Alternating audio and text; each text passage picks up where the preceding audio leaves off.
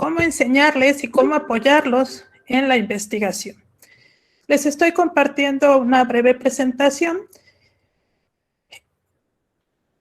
Digamos que esta propuesta que estoy ahora planteando parte de una primera investigación que realicé en la Facultad de Derecho de la Universidad Veracruzana. Yo soy profesora de metodología en la facultad y a la vez estoy Derecho Penal, que es mi área de especialización. Y entonces me puse a ver qué es lo que estaba pasando con los trabajos de tesis que nuestros estudiantes presentan al finalizar la licenciatura. Mi visión inicial era que había una escasez de reflexión y de desarrollo metodológico en esas tesis. Entonces revisé de 2017 a 2018, se dieron 520 titulaciones, solo el 32.8 fue en trabajo escrito. Hice una muestra solo de las tesis que tenían que ver con derecho penal y criminología y además con las tesis que de alguna manera obtuvieron alguna mención dentro del el examen y al final ya la graduación de los estudiantes. Hay algunos resultados cuantitativos, pero me detengo solo en estos cualitativos, que lo que observé fundamentalmente es que son trabajos documentales, pero que carecen de sistematización o a veces incluso justificación, donde se presentan datos aislados, pero no hay un análisis de fondo. En los análisis jurídicos se concretan a transcribir textos legales, pero no se realiza ni la interpretación y mucho menos una coherencia respecto de algún método jurídico que se hubiese utilizado. Las conclusiones son simples opiniones, pero que no están sustentadas a lo largo de los trabajos. Esto lo observé ya en la revisión de cada una de estas tesis.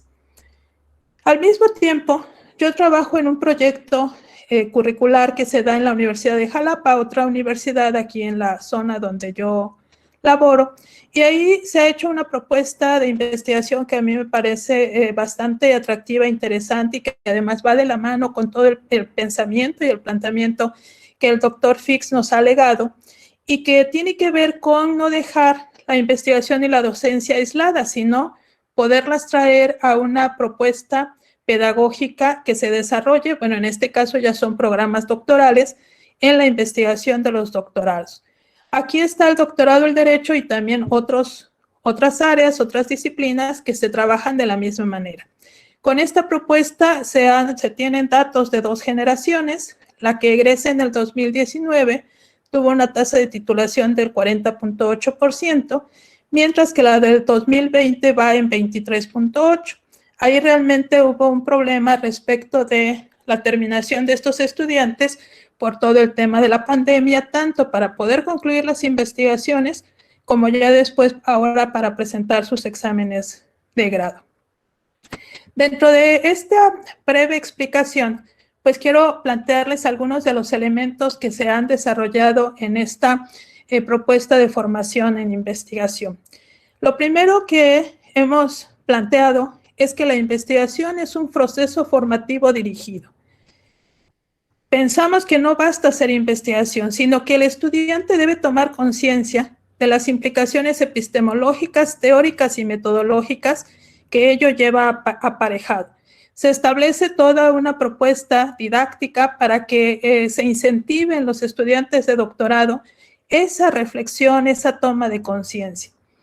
Es muy importante que este sea un proceso que vaya acompañado en todo momento por un tutor, un director de tesis, pero que a la vez deje que el estudiante sea autónomo, que tome decisiones y que defienda esas decisiones, que no sea un acompañamiento autoritario en donde al final el estudiante hace pues lo que el director le plantea.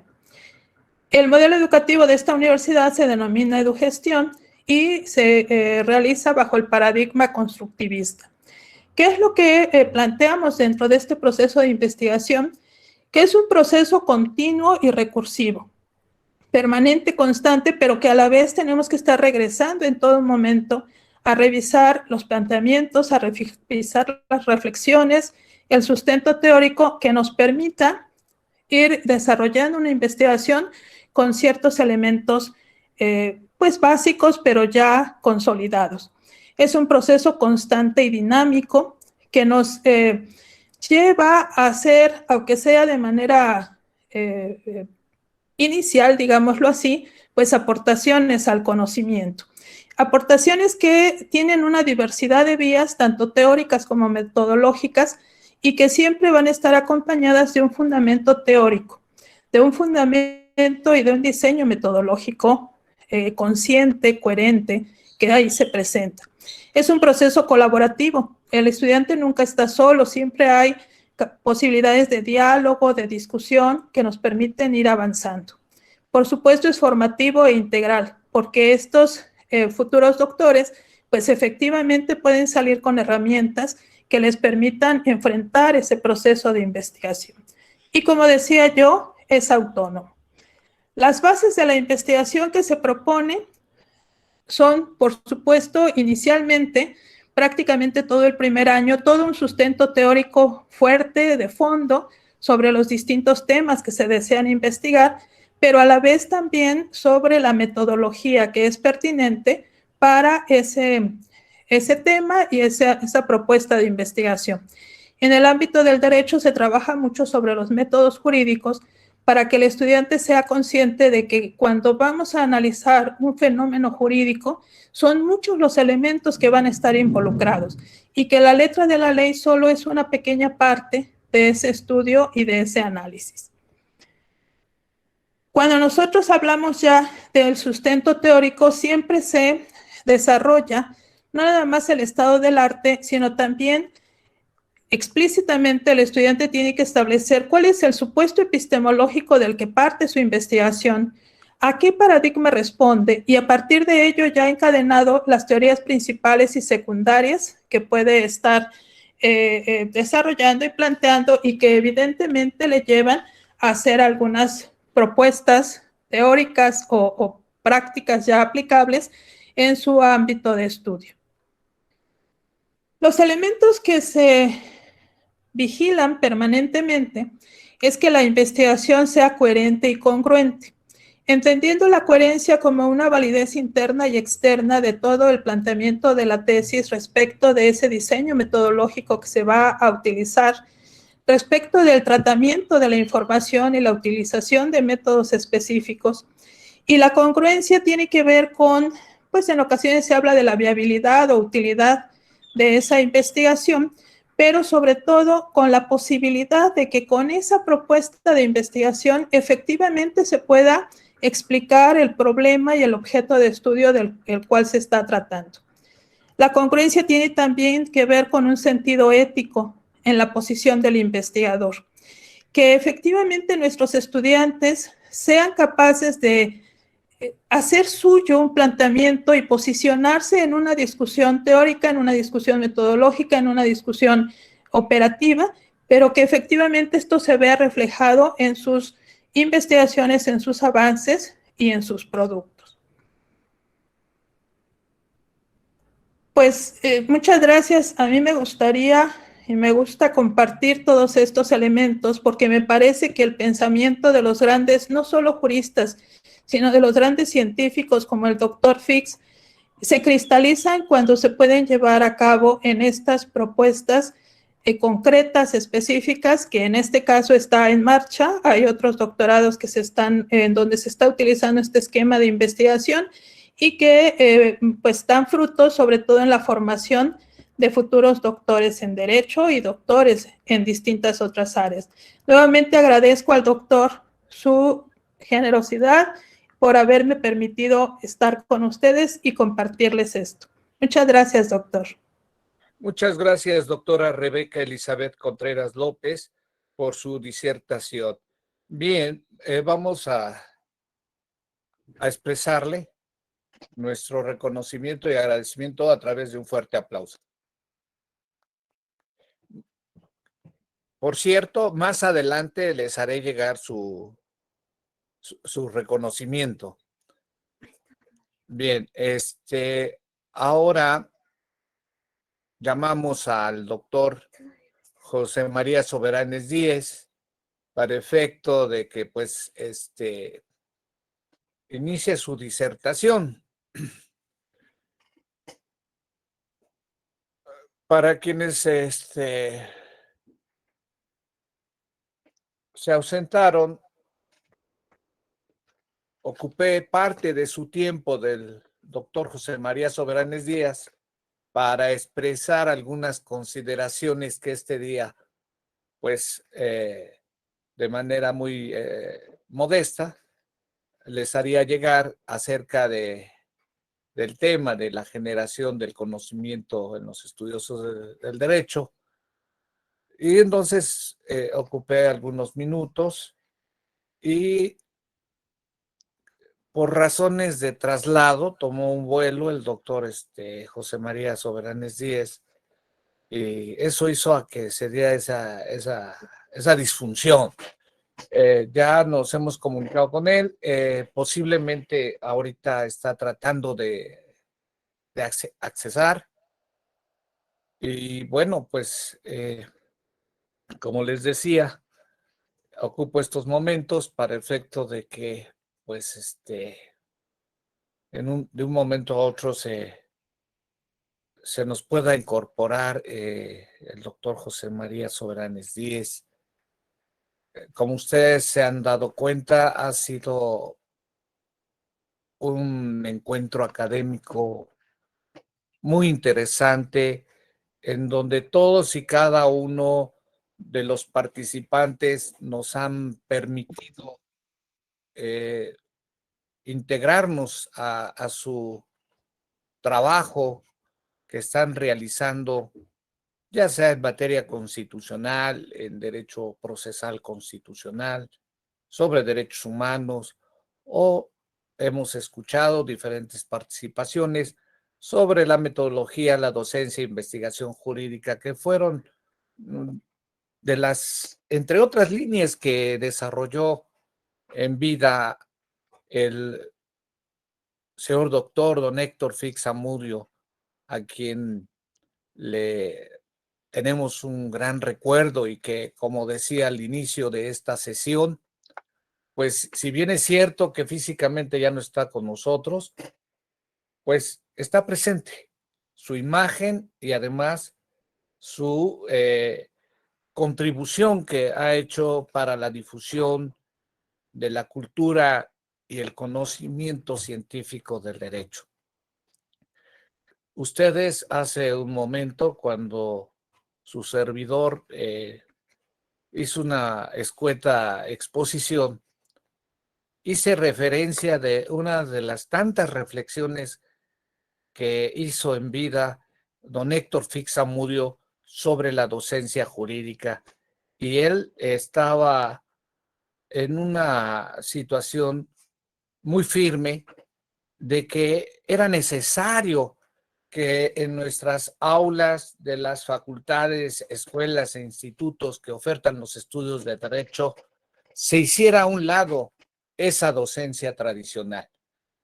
También cabe mencionar que nosotros hemos asociado esa situación también al modelo de la universidad que se desarrolló durante muchos años en Latinoamérica y en específico también en México, que era el modelo de la Universidad Napoleónica. Eminentemente egresaban profesionistas liberales. Es por ello que es muy importante que en México, en el año de 1970, por decreto presidencial, se creara el Consejo Nacional de Ciencia y Tecnología. A partir de ese año vamos a encontrar una política más firme, con una planeación y programación para efecto de apoyar el desarrollo científico, tecnológico y humanista en nuestro país. No obstante, cabe anotar con toda claridad y precisión que todavía en los primeros años de la década de los 80, me refiero de 1980, la política de apoyo para investigadores en el área jurídica era sumamente limitada por parte del Consejo Nacional de Ciencia y Tecnología. vamos a darnos cuenta que es con la creación del Sistema Nacional de Investigadores en el año de 1985 cuando ya se da un apoyo decidido para apoyar a los cultores de la ciencia jurídica. Es así como tenemos ya reconocimientos no solamente de candidatos, sino investigadores nivel 1, nivel 2, nivel 3, como era el caso de los primeros investigadores nacionales nivel 3 que le correspondió a don Héctor Fix-Amudio, así como al doctor Sergio García Ramírez, entre otros, a Marcos Kaplan Efron, también como no recordarlo, un excelente jurista,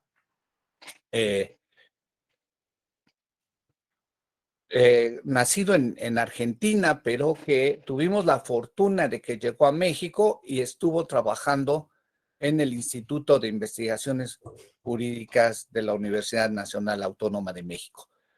En otro de los trabajos que realizó en vida, don Héctor Fix-Amudio hace una reflexión muy importante acerca de la investigación jurídica, el por qué es tan cuestionada, el por qué es tan cuestionado el trabajo que realizamos los que estamos en la trinchera del derecho. Y entonces él menciona que no es lo mismo el estatus que tienen los cultores de las llamadas ciencias exactas o naturales, que sus impactos en sus trabajos de investigación son más fuertes. Eso no sucede en el derecho. Y con mucha frecuencia se cuestiona si, y ya lo decía, asocio en este momento una reflexión de don Eduardo García Maínez, también un investigador emérito que formó parte del Colegio Nacional, y él se preguntaba, don Eduardo García Maínez, si lo que estaba investigando realmente era una investigación científica. Entonces, esta consideración nos conlleva a replantearnos muchas cuestiones que nos impactan a los estudiosos del derecho. Es por ello que don Héctor Fix-Amudio, de manera prudente, expresaba que no había necesidad de inquietarnos en esas cuestiones. Y esto también tiene que ver con la cuestión esta que otro de los científicos mexicanos, Ruy Pérez Tamayo, nos permite una visión más optimista, porque tenemos que visualizar que el derecho también forma parte del área de las ciencias sociales. Y entonces Ruy Pérez Tamayo dice, algo interesante en los cultores de las ciencias sociales es de que existen diferentes puntos de vista. Y eso hace también, pues, una parte atractiva de lo que tenemos los cultores de las ciencias sociales y que dentro de ese mundo nos insertamos los estudiosos del derecho con sus peculiaridades. Entonces, llega el momento de qué hacer en el ámbito de la docencia y la investigación jurídica. ¿Cómo generar investigación de frontera? ¿Cómo estar vinculados a la dinámica social? ¿Cómo entrar en este mundo del conocimiento? Es por ello que considero, al igual que muchos de los aquí presentes y que incuestionablemente don Héctor Fix-Amudio, expresaba esa inconformidad de seguir manteniendo en las aulas que ofertan los estudios de derecho, ya sea en licenciatura, maestría y doctorado, esa docencia tradicional. Además, en uno de sus artículos, y que por cierto aparece publicado en esa antología número 29 que compiló el doctor Jorge Vítquer Velázquez de la Universidad Nacional Autónoma de México en el año de 1978, nos expresa que algo muy importante que de infraestructura, no solamente humana y material, que se debe tener mínimamente para el desarrollo de nuestra disciplina, y que era lo referente a los acervos bibliográficos hemerográficos. En ese orden de ideas, don Héctor Fix Zamudio fue un gran difusor de la cultura y el conocimiento jurídico, y de manera muy amigable, como era parte de su personalidad, siempre que se le invitaba a las universidades de la República Mexicana, nos invitaba a que fortaleciéramos nuestros acervos bibliográficos hemerográficos. Él también estuvo en esa insistencia y formó parte de aquellos que lograron por primera vez hace unos 15, 18 años que Jurídicas de la UNAM empezara a trabajar su biblioteca virtual. Hoy, gracias a este mundo de la informática, se tiene acceso. Hay muchas obras jurídicas que hoy se pueden lograr a través de los medios satelitales de la informática.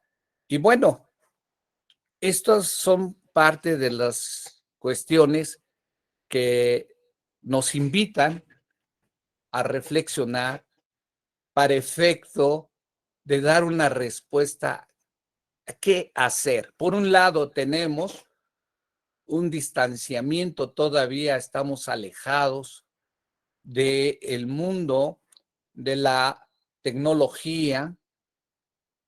Por otra parte, tenemos grandes problemas en la sociedad que nos invitan a la reflexión. ¿Qué presentamos como propuestas para aminorar las asimetrías sociales, económicas, educativas en el mundo? Una preocupación erga omnes es de que actualmente tenemos más de 7.500 millones de habitantes en el orbe. Sin embargo, más de 5.000 millones se encuentran en fuertes asimetrías. Ni se diga, esto ha aumentado más con esta pandemia del COVID-19. Este impacto también lo tenemos en la República Mexicana. Alrededor de más de 130 millones de compatriotas tenemos todavía problemas muy fuertes de desigualdad que no se han resuelto, problemas de mínimos vitales, y esto no es nuevo.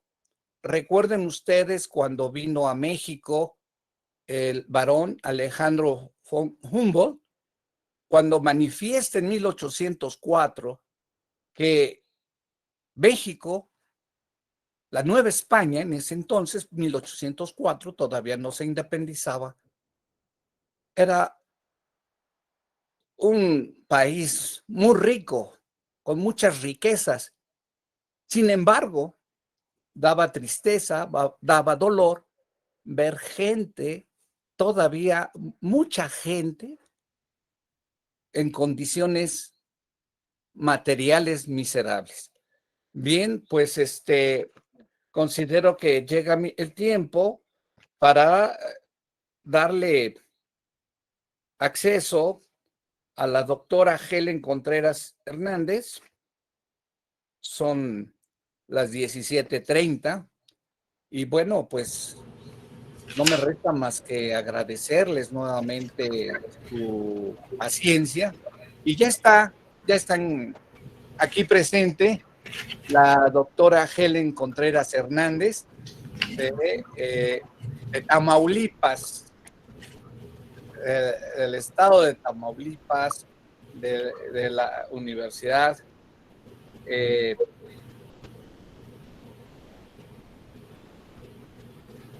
Autónoma de Tamaulipas.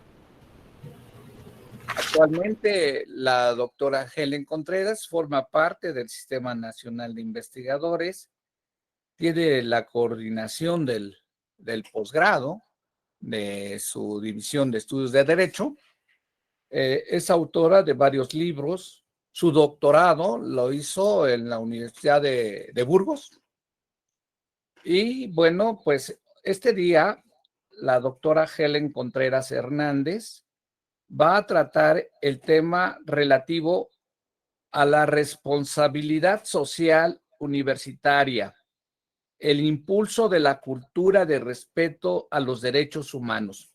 Recibámosla con un fuerte aplauso. Adelante, doctora Helen Contreras. Muy buenas tardes. Para una servidora es un gran honor estar en este recinto virtual.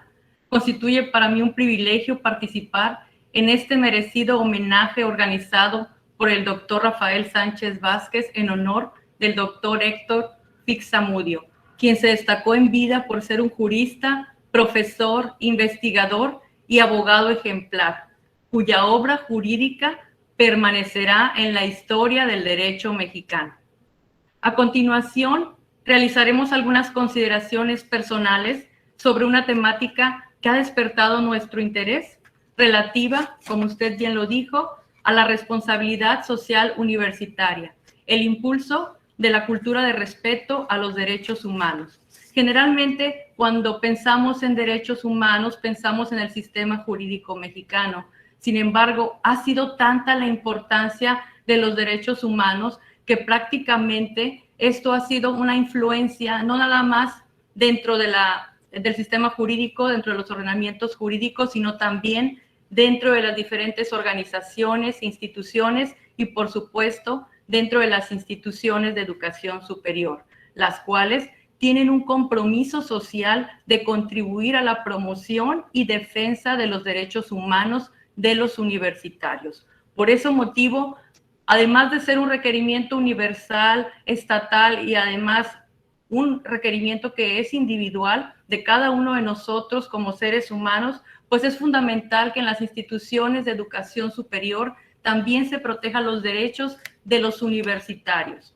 La Universidad Autónoma de Tamaulipas aprueba en el año 2019 el reglamento de la Defensoría de los Derechos Universitarios, precisamente con ese objeto de impulsar la cultura de respeto a los derechos humanos, tomando como base la Conferencia Mundial de Educación Superior que fue organizada por la UNESCO en el año 2009, que establece que las instituciones de educación superior deben contribuir a la educación de ciudadanos éticos, comprometidos con la construcción de la paz y la defensa de los derechos humanos. Y de esta forma podemos ver que, como bien sabemos, a partir del 10 de junio del año 2011, a nivel nacional, se ha gestado una transformación del sistema jurídico mexicano y en las universidades se ha transitado también hacia esa cultura de respeto a los derechos humanos.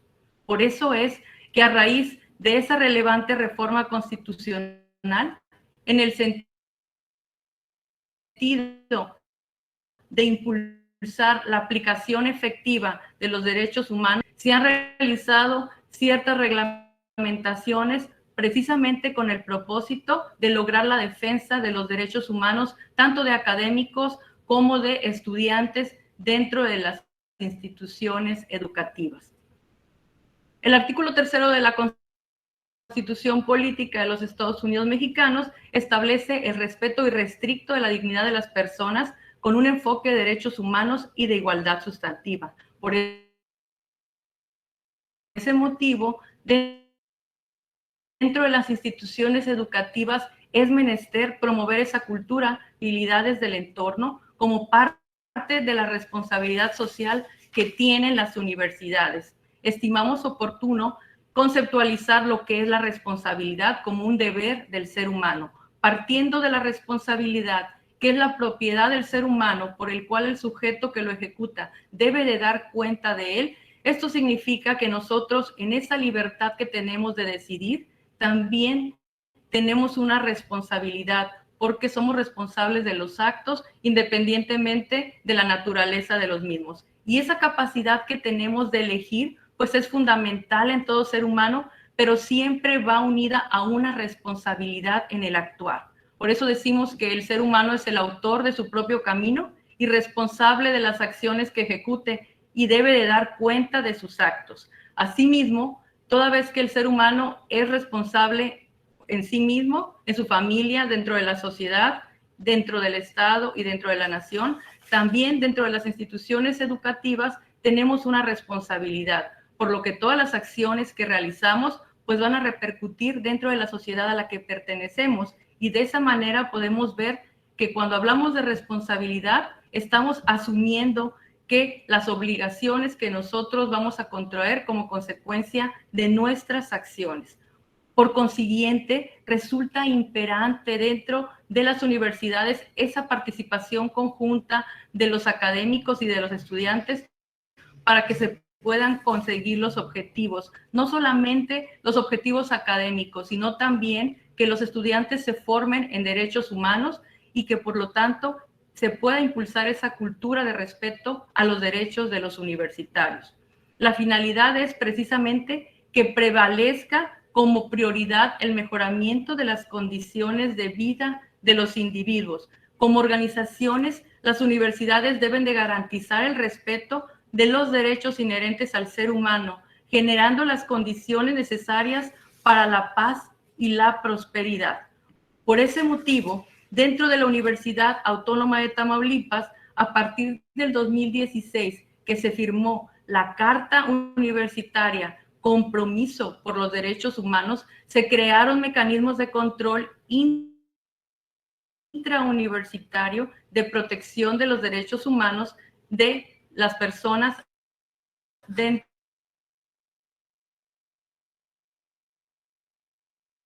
de la universidad. Del año de Tamaulipas, la Defensoría de los Derechos de los Universitarios, que constituye una instancia encargada de velar por la observancia del orden jurídico universitario, siendo una instancia institucional para promover la cultura de respeto a los derechos humanos. ¿Cuál es el propósito de la Defensoría de los Derechos de los Universitarios? Pues resolver los conflictos de carácter individual que pudieran suscitarse entre las autoridades y personal académico o administrativo o estudiantes y tutelar el respeto de los derechos que les confiere la legislación universitaria. A su vez, entregar a la sociedad profesionistas con un alto sentido de responsabilidad social. A partir del 24 de septiembre del año 2019, que fue aprobado el reglamento de la Defensoría de los Derechos Universitarios, hemos podido observar pues que está la facultad correlativa a recibir reclamaciones o quejas de estudiantes o académicos que se lleguen a sentir afectados en sus derechos de carácter individual. Como podemos ver, a partir del 10 de junio del año 2011, la sociedad mexicana se ha transformado y esa transformación también ha influido en la regulación de las universidades. Y por tanto, las universidades no solamente deben de estar comprometidas en formar ciudadanos responsables y comprometidos, sino también en respetar los derechos humanos de los universitarios. ¿Para qué? Para que ellos puedan desarrollarse libremente con la seguridad de que serán respetados en el transcurso de su trayectoria estudiantil dentro de las instituciones educativas. Este reglamento de la Defensoría de los Derechos Humanos tiene un procedimiento especial que inicia con una reclamación o queja, posteriormente debe ser ratificada. En caso de que sea admitida esta queja, se le dará a la persona presuntamente responsable también un periodo de tiempo para que haga la contestación, para que rindan pruebas y finalmente, recibidos los informes y las pruebas respectivas, se formulará una recomendación fundada y motivada. Por consiguiente, a través de este reglamento de la Defensoría de los Derechos Universitarios, se trata de proteger pues estos derechos humanos de los individuos que se encuentran dentro de las instituciones educativas, porque, como lo he dicho y volvemos a reiterarlo, lo importante de las universidades es la formación académica. Sin embargo, también es importante ese impulso y además ese respeto a los derechos humanos que todos tenemos y sobre todo en la comunidad universitaria. Pues esta es mi participación y agradezco nuevamente, infinitamente, al doctor Rafael Sánchez Vázquez. Todavía recuerdo sus palabras de alguno de los encuentros que usted ha organizado. He estado escuchando muchas de las ponencias y este es un verdadero banquete de conocimiento y agradezco que me haya permitido participar el día de hoy, pues en este homenaje al doctor Héctor Fix Zamudio. Muchísimas gracias, doctor. Muchísimas gracias, doctora Helen Contreras Hernández. Realmente ha sido una exposición muy interesante, brillante, clara, precisa y sobre todo ajustada al cronómetro. Bien, pues vamos a expresarte, como siempre, un sincero aplauso de felicitaciones. Bien, a continuación va a exponer la maestra Georgina Tenorio Martínez. Maestra Georgina.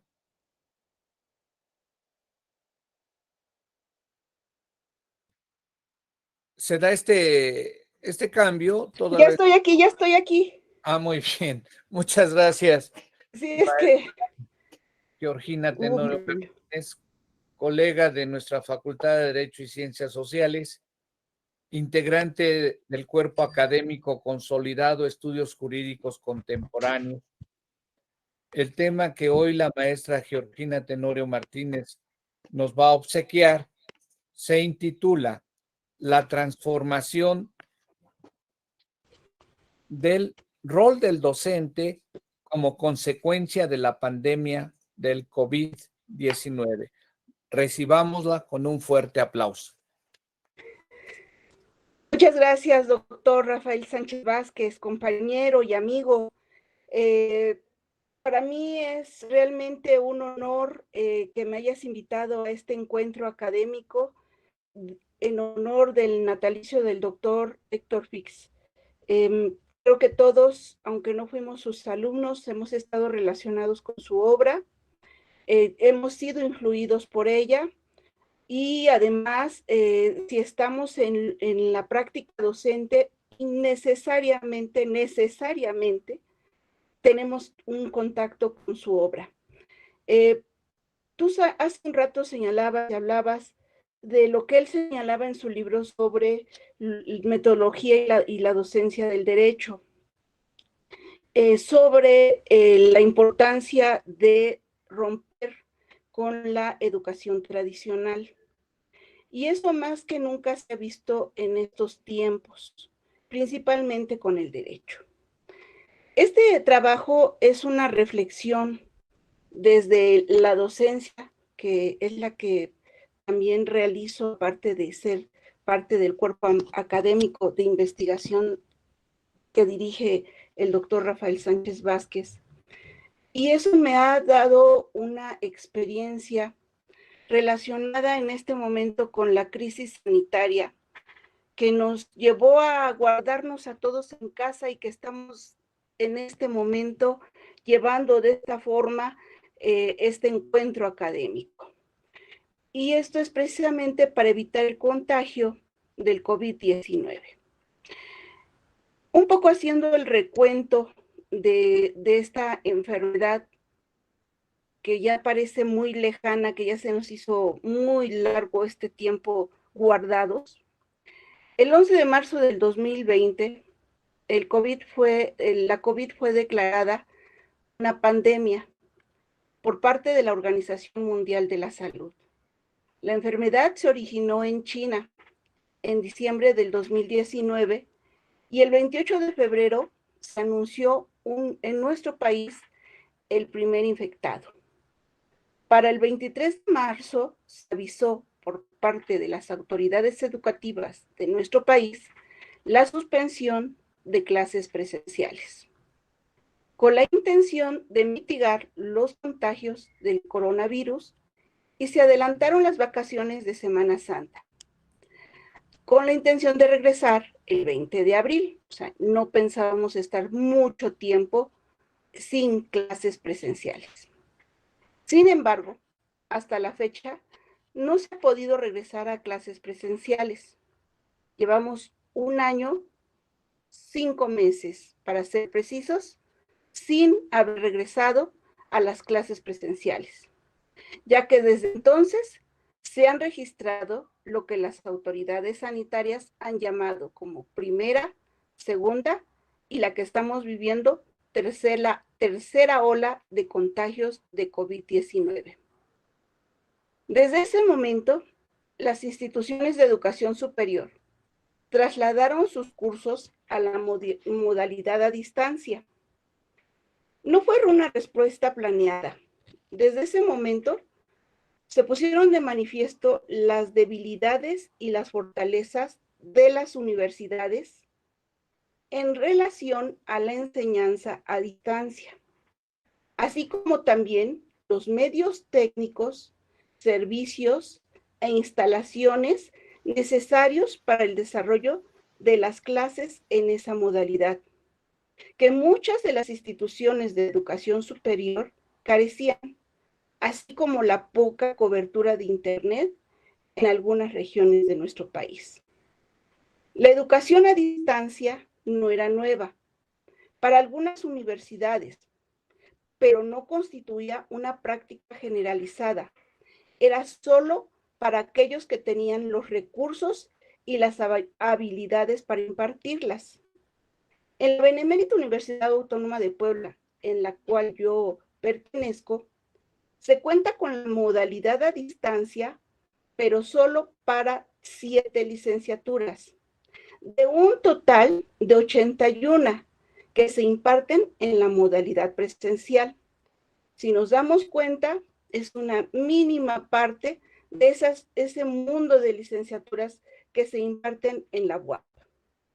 Esto nos lleva a observar, por una parte, que la mayoría de los docentes que imparten clases en la universidad no es necesario el manejo de recursos tecnológicos digitales, y por otra, que los perfiles de los alumnos en la modalidad presencial es completamente diferente al del estudiante de educación a distancia. Aquí podríamos observar también que los docentes que fueron contratados en la modalidad presencial no se les exigía el manejo de las tecnologías de la información y de la comunicación. Por lo que, dentro de los problemas que enfrentó la UAP, también es el contenido de los programas de estudios. Estos fueron diseñados para impartirse de forma presencial, nunca para que fueran a distancia. Y como hemos visto, de manera emergente, se pasó a la modalidad a distancia sin ninguna preparación previa. Los contenidos de los programas siguieron siendo los mismos que estaban diseñados para impartirse de forma presencial. Los docentes, por lo tanto, tuvieron limitaciones en las competencias digitales, las cuales se evidenciaron desde un inicio. Tras el intempestivo cambio de modalidad, salieron de su zona de confort, y esto los llevó a buscar medios que los llevara a comunicarse con sus alumnos, algunos de ellos sin conocimiento de las tecnologías digitales. En ese momento fueron los docentes quienes tuvieron que mitigar el ajuste de las clases a distancia con recursos improvisados, como por ejemplo el correo electrónico o el WhatsApp. Pasar de lo presencial a lo virtual Sin un modelo didáctico establecido que permitiera desarrollar las competencias propias que establece cada programa académico, provocó que los estudiantes se fueran adaptando sobre la marcha del trabajo de los docentes. Para el segundo semestre del 2020, la UAP se dotó de plataformas instruccionales como Blackboard, Moodle, Microsoft Teams, y se implementaron cursos emergentes de capacitación en el manejo de competencias digitales, especialmente dirigidos a los docentes. El problema es que estos cursos no fueron obligatorios y fueron tomados por un número muy reducido de los docentes. Otro problema que enfrentaron muchos de los docentes de esta universidad fue el acceso a Internet, porque este no dependió de la universidad, sino de cada uno de los docentes, así como de los estudiantes, y desgraciadamente, nuestro país tiene un atraso muy importante en cuanto a la cobertura de este servicio, aunado al costo económico alto que tiene el acceso a Internet, lo cual reflejó la gran desigualdad que se agudizó en la educación superior, porque el uso de las tecnologías de la información y la comunicación, las TICs, depende del acceso a ellas, y esto está vinculado a la economía familiar de los estudiantes. Es difícil trabajar como docentes en un sistema igualitario con estas condiciones. Se hizo evidente la brecha digital en cuanto al manejo de las TICs en los alumnos. Si bien manejan correctamente en su teléfono las redes sociales, lo que nos llevaría a pensar que tienen un correcto uso de las TICs. No es así, ya que no cuentan con conocimientos suficientes para el manejo de las plataformas educativas o de otras aplicaciones necesarias para el aprendizaje de contenidos educativos, por lo que la calidad de los aprendizajes no ha sido igual en todos los estudiantes.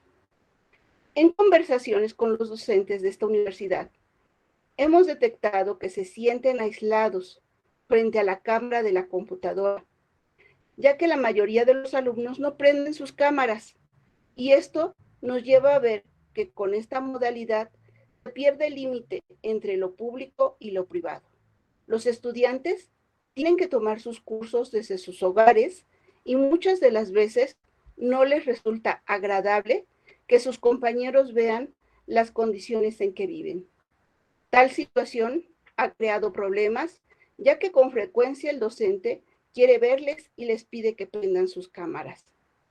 El trabajo docente en casa se ha multiplicado, ya que un maestro normalmente tiene a su cargo de 3 a 5 grupos, con entre 40 y 50 estudiantes. Cada uno, lo que implica preparar y realizar trabajos de todos estos estudiantes y atender sus preguntas en cualquier hora del día, así como realizar sus tareas propias de su casa, lo que ha llevado a un cansancio y estrés entre los docentes.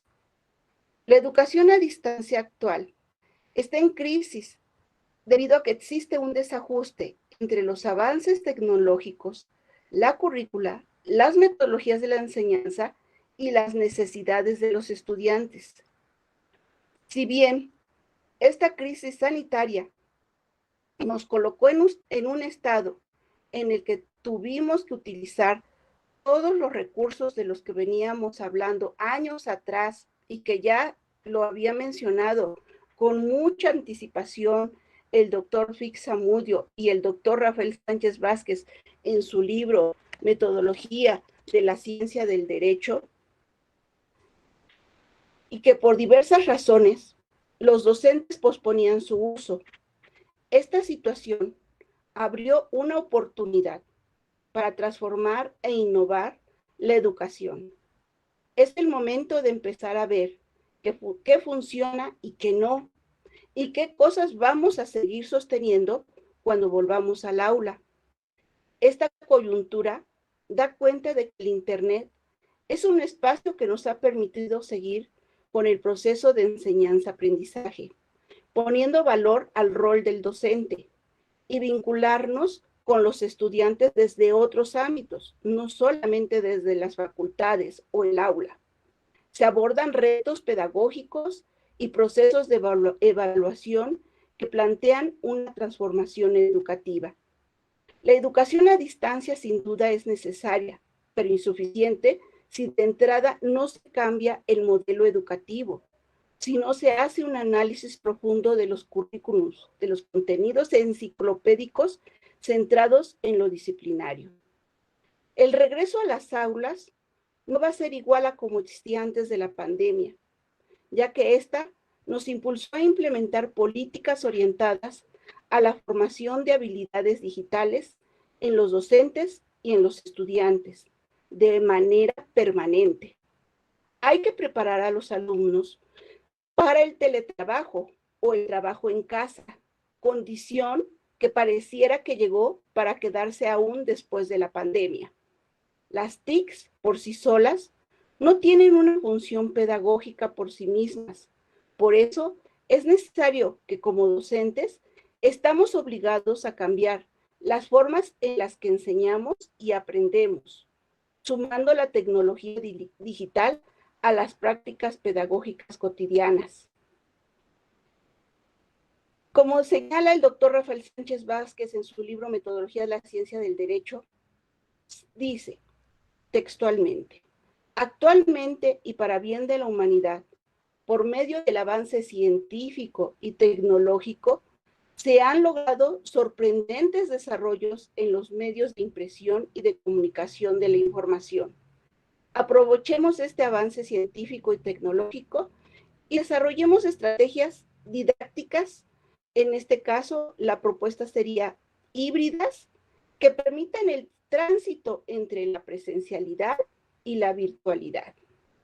Lo anterior expuesto sienta el precedente de que el uso de las tecnologías no deben ser opcionales, sino que debe convertirse en un componente fundamental de los programas de formación y profesionalización para los docentes y para los estudiantes, que se implementen estrategias en las que se combinen con la tecnología para favorecer una innovación pedagógica y para tener una educación superior de calidad y con equidad. Asimismo, también se requiere que al mismo tiempo que se transforman y se reforman el modelo educativo, la necesidad de que existan también reglamentos dentro de las instituciones de educación superior donde ya se contemple esta forma de trabajo, esta forma de impartir clases desde la casa, desde el hogar de los docentes. Como docentes, tenemos la responsabilidad de crear condiciones para que los estudiantes sean autorreflexivos, bien informados y que tengan la capacidad de unir el aprendizaje con el cambio individual y social. Muchas gracias, doctor.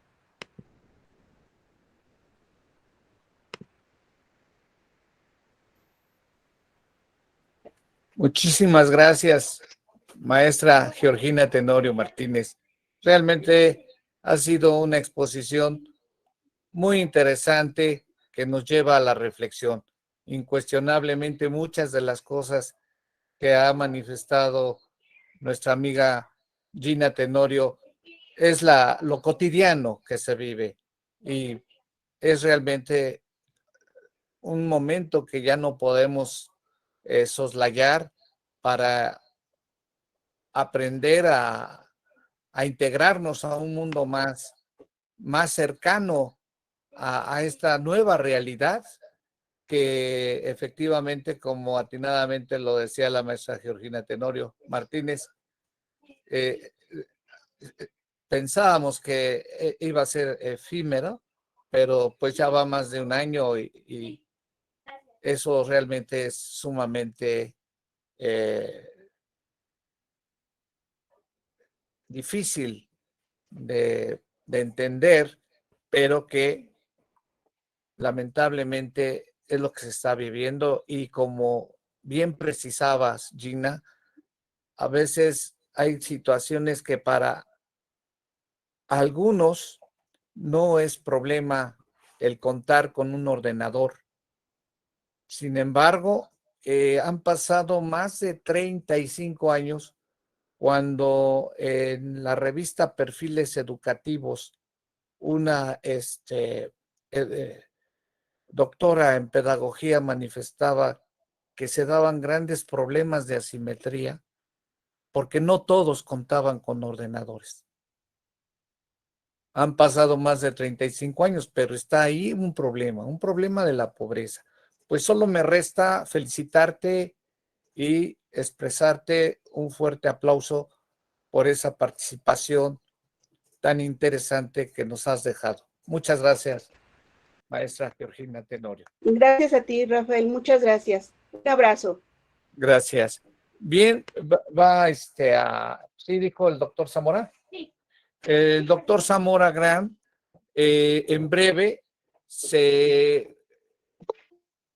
une a este encuentro académico. Le comentaba que se han dado ciertos problemas de seguimiento a nuestro programa. Me acaba de decir la doctora Felipa Neri, directora de la División de Estudios Sociales de la Universidad Autónoma Juárez de Tabasco, que por favor le hagamos un espacio más tarde, toda vez que todavía no sale de esa reunión de rectoría. Pero ya está aquí con nosotros el doctor José Zamora Gran, quien es egresado de la Universidad Autónoma de Tlaxcala, es profesor investigador del CIJUREP de la Universidad Autónoma de Tlaxcala. Una de sus líneas de investigación son los derechos humanos, la criminología. Y esta ocasión cabe resaltar previamente que el doctor José Zamora Gran es el líder del cuerpo académico Garantismo y Política Criminal de la Universidad Autónoma de Tlaxcala. Es investigador nacional nivel 2 del SNI-CONACYT. El tema que este día va a exponer el doctor José Zamora Gran es el referente a los derechos humanos. Recibámoslo con un fuerte aplauso. Bien, pues mi querido doctor, por favor puedes iniciar con tu exposición. Muchas gracias. Encantado, muchas gracias, querido amigo. Con mucho gusto de platicar con todas y con todos ustedes. Pensaba en hacer una reflexión no tan general sobre los derechos humanos, porque el campo puede ser amplísimo y quizá poder bajar a temas que son de mi particular interés y de mi línea de investigación, justo como lo decía el maestro, ligados a la versión crítica de la criminología y particularmente a los derechos y la manera de ejercerlos de las víctimas, ¿no? De las víctimas de los delitos y de las violaciones a los derechos humanos. Entonces voy a ligar un poco estas tres variables para poder hacer un argumento no tan general y poder focalizarlo hacia estos temas de la reacción al delito por parte de la justicia penal, que a mí me parece puede ser en mayor o menor medida sobrevictimizante, ¿no? En principio, y solo para ir acotando el tema y no dejar de lado el tema de los derechos humanos, quizá yo observo dos grandes etapas en los derechos humanos, ¿no? La primera, y solo para ligarlo con la influencia en lo que han sido los modelos punitivos desde el advenimiento del derecho penal moderno.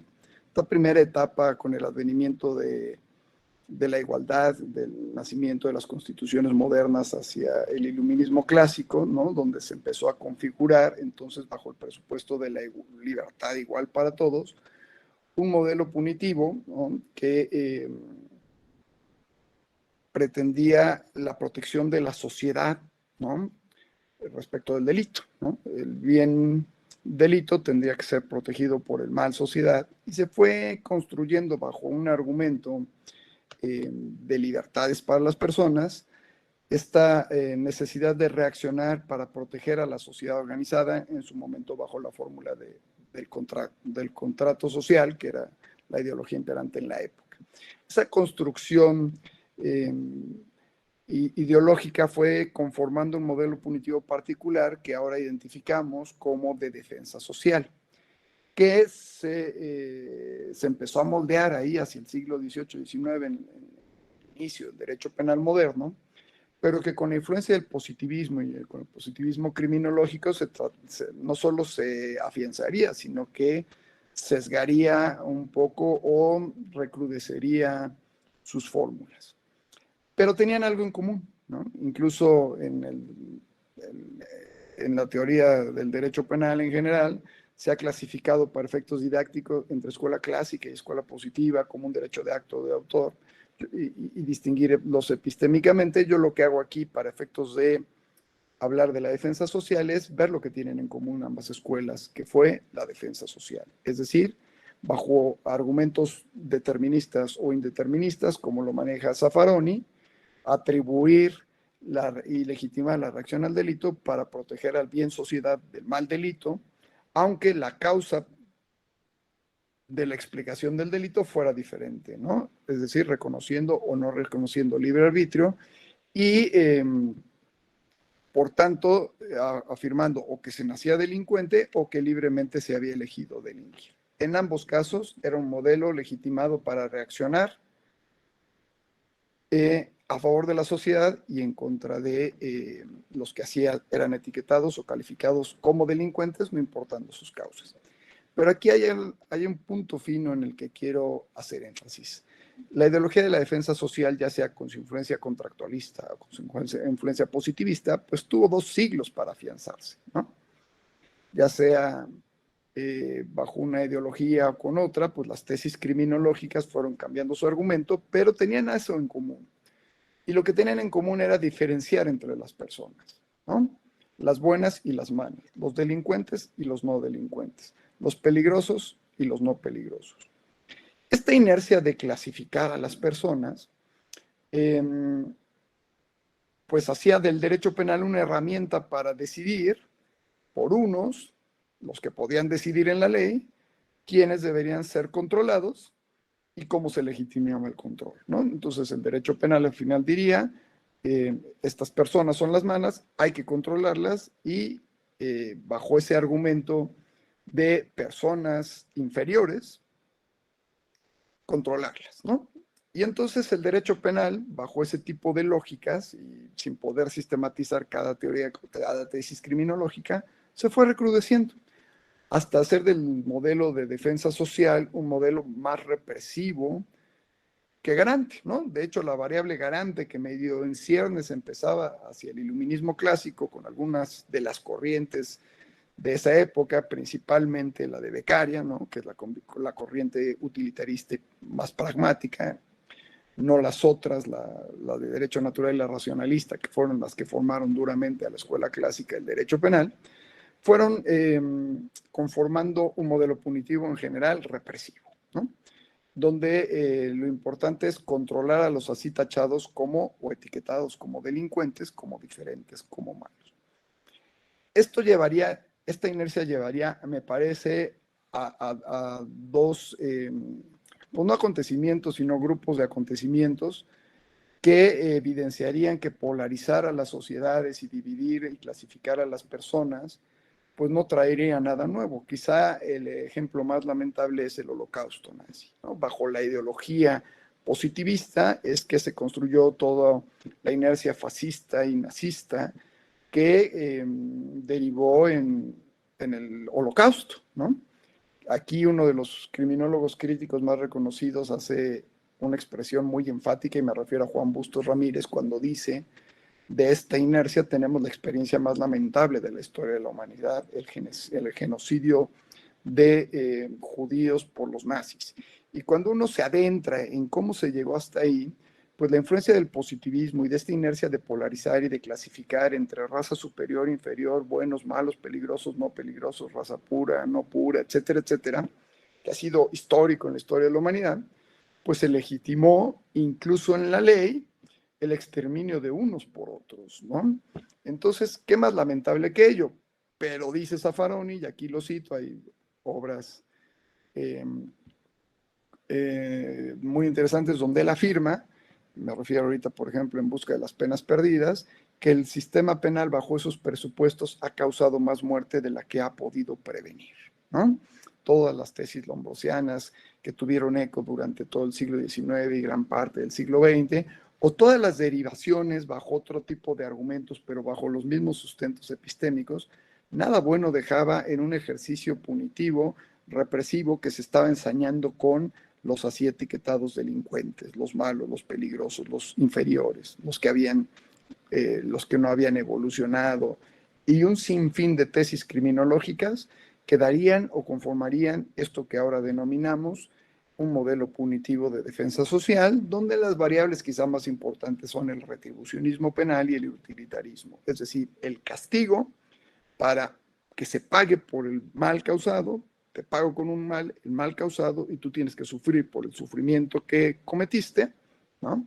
Ahora llevado a la sanción, y hay todo un libro muy interesante de Garland sobre castigo y sociedad moderna que puede profundizar en esta idea, y los modelos utilitaristas, ¿no? En los que se han anclado todas las teorías prevencionistas, pero que tienen un común denominador: utilizar a las personas como objeto para fines sociales pretendidos, ¿no? Es decir, la readaptación social y todas las tesis más clásicas de la prevención, tanto positiva como negativa, general y especial, centradas en la expectativa de cosificar a las personas para el bien social, la defensa de la sociedad. Pero el cosificar a las personas es el punto fino al que yo quiero llegar, ¿no? Tanto las variables retribucionistas como utilitaristas propias de la ideología de la defensa social, ya insisto en este recuento muy apretado por el tiempo que tengo de cómo se conformaría la defensa social, tenían algo en común, ¿no? No había reconocimiento de la dignidad de las personas. Las personas eran objetos de las pretensiones o de pretensiones ulteriores, ¿no? Bajo una ley penal que legitimaba y definía quién controlaba y quién tendría que ser controlado. Y por supuesto, pues el hilo se rompe por lo más delgado, y entonces los grupos en condición de vulnerabilidad son el hilo más delgado, y entonces respecto de ellos se legitimaba su cosificación. Claro, con la experiencia del Holocausto nazi, lamentablemente se vino por tierra ese presupuesto, entró en crisis, toda la variable de la influencia del positivismo en general en las tesis de lo punitivo, en las tesis criminológicas, porque eso no podía volverle a pasar a la humanidad, como lo cita el preámbulo, y habría que exaltar la dignidad de las personas como base y presupuesto del resto de los derechos. ¿Qué quería decir esto? Había que proteger y reforzar la igualdad de las personas, ¿no? Claro, porque bajo la influencia positivista, pues se había argumentado que la ciencia era la que estaba diciendo que unas personas eran menos que otras, ¿no? Y esto era muy útil y una herramienta muy poderosa para que unos controlaran a los otros. Y entonces, y el derecho penal convertirse en esa herramienta poderosa.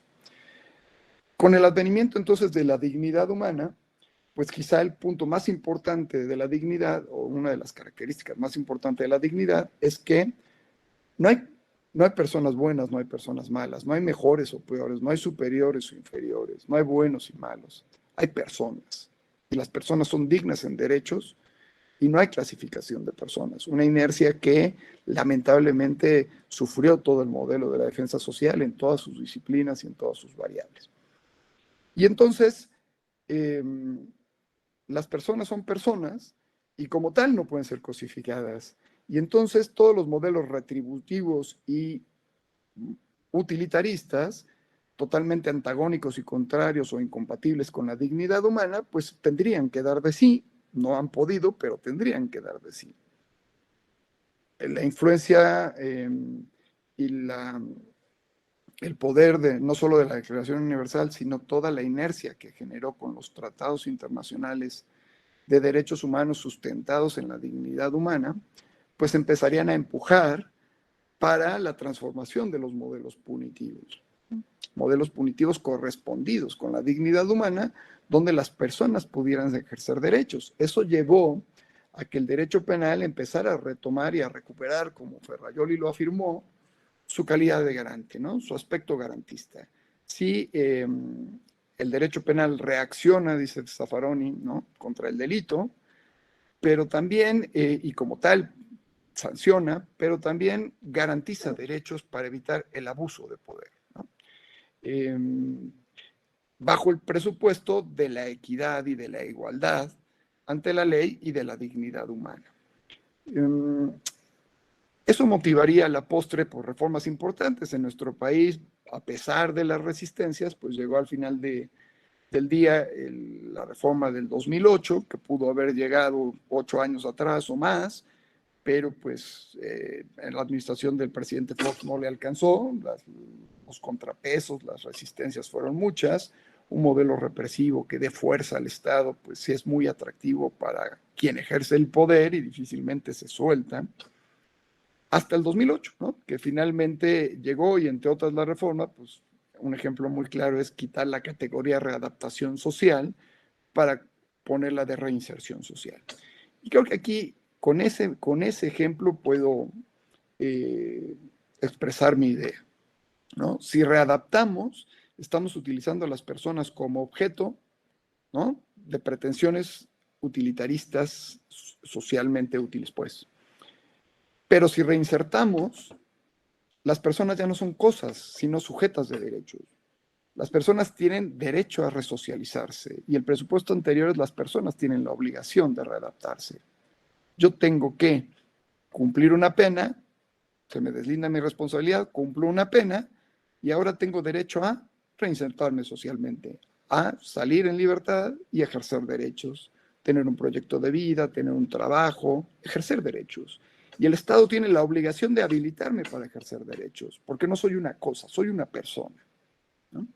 Sin embargo, pues nada más el cambio de una palabra en la Constitución, y ni siquiera la necesidad de cambiar los títulos de Cerezo, porque puede ser centro de readaptación social o centro de reinserción social, pues lo que no cambió fue la política pública, que es totalmente antagónica a la pretensión de readaptación, que cosifica a las personas para una pretensión de reinserción, que obliga al Estado a generar los mecanismos necesarios para que se garantice el ejercicio de derechos por las personas que entran en contacto en y frente a la justicia penal.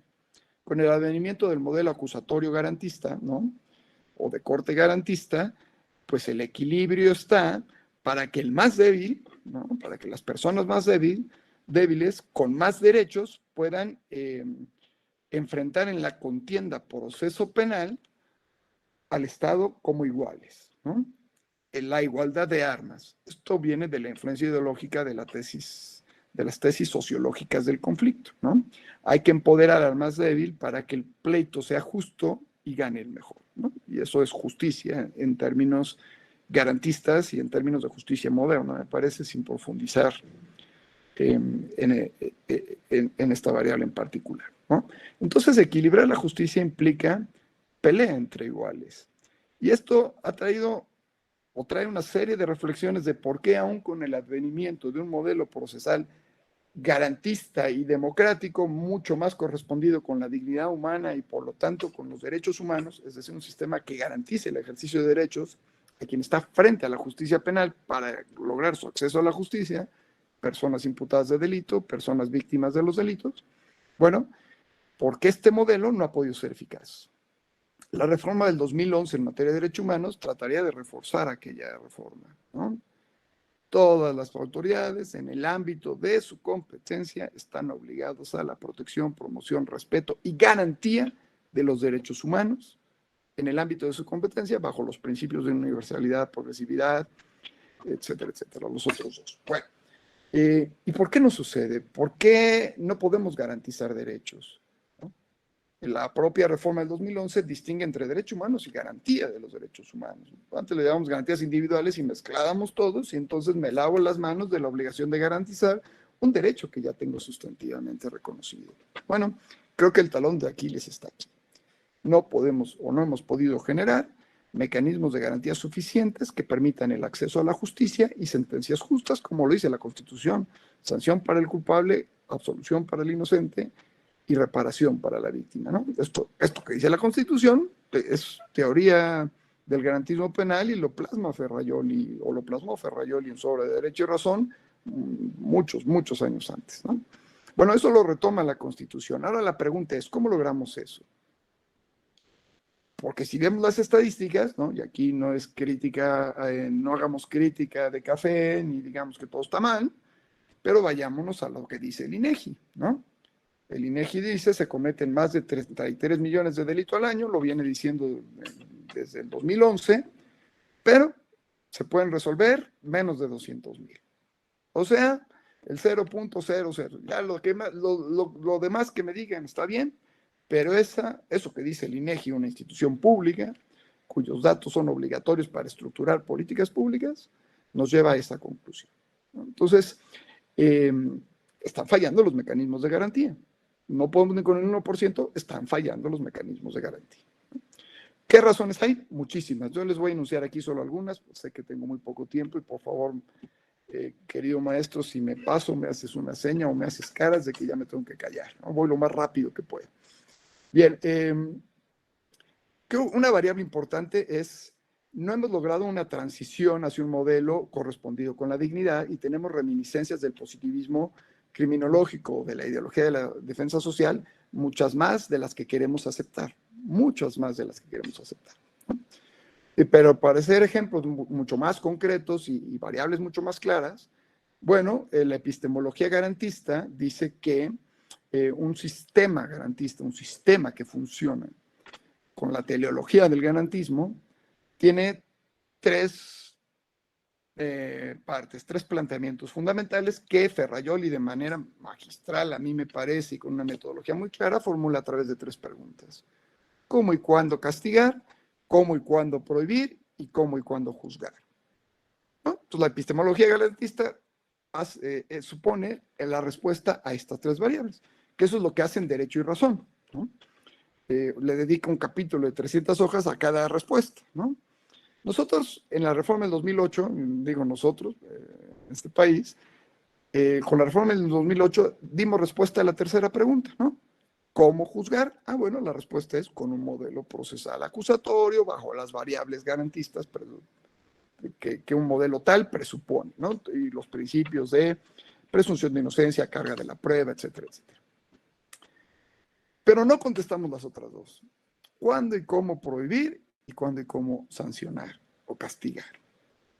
Porque eso requiere de reforma en ley sustantiva, es decir, en los códigos penales, que todavía ni siquiera nos podemos poner de acuerdo en hacer uno solo, mucho menos en ponerle variables correspondidas con la dignidad humana y con el garantismo penal. Entonces, por ejemplo, las variables del garantismo penal, y esto le pone los pelos de punta a todo mundo, dice que, Ferrajoli mismo dice que una pena no puede ir más allá de 10 años, pierde sentido.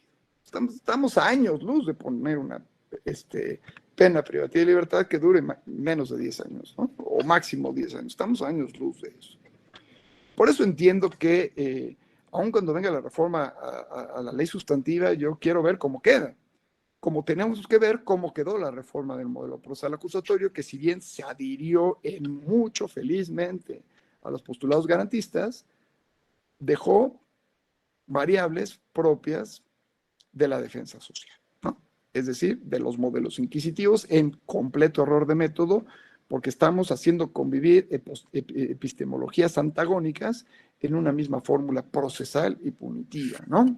Como por ejemplo el arraigo, por ejemplo, seguir y también atentando contra la progresividad, principio para la protección de los derechos humanos en el primero constitucional, al seguir aumentando los presupuestos de prisión preventiva oficiosa en más tipos penales, ¿no? Entonces, pues contra la Constitución desde la misma Constitución, y eso me parece incongruente y error de método cuando digo que estamos poniendo a convivir en la ley epistemologías antagónicas, ¿no?